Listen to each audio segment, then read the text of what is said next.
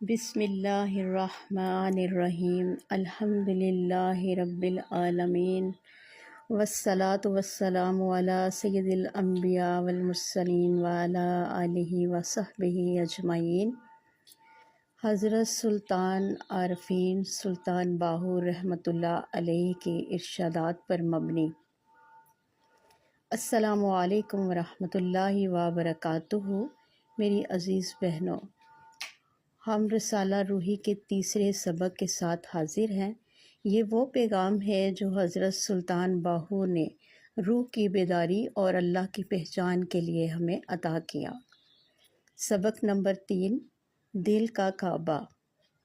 حضرت سلطان باہو فرماتے ہیں، کعبہ اگرچہ مکہ میں ہے مگر اللہ کا اصل گھر عاشق کا دل ہے۔ لیکن دل جب دنیا، خواہشات اور غفلت سے بھر جائے تو اللہ کی تجلی اس دل سے نظر نہیں آتی۔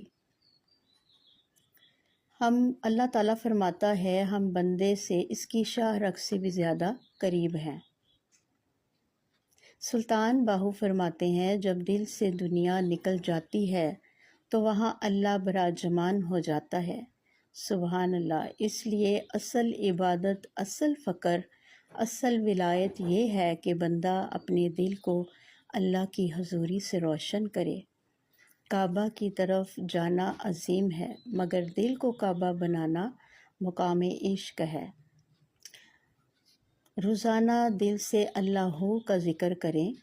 تنہائی میں بیٹھ کر دل میں توجہ دے کر کہیں، اللہ اللہ اللہ۔ یہ دل کو پاک کرتا ہے اور اللہ کی قربت کی راہ کھولتا ہے۔ دعا ہے اس رب ذوالجلال سے، یا اللہ ہمارے دل کو دنیا کی میل سے پاک کر دے، ہمیں ایسا دل عطا کر جو تیرا گھر بن جائے، ایسا دل دے جس میں تیرا نور ہو، تیرا ذکر ہو، تیری حضوری ہو، اور ہمیں ان لوگوں میں شامل فرما جو تجھے دل سے یاد کرتے ہیں۔ آمین ثم آمین یا رب العالمین۔ اللہ تعالیٰ ہمیں اپنے دل کو کعبہ بنانے کی توفیق عطا فرمائے اور اس نورانی راستے پر استقامت دے۔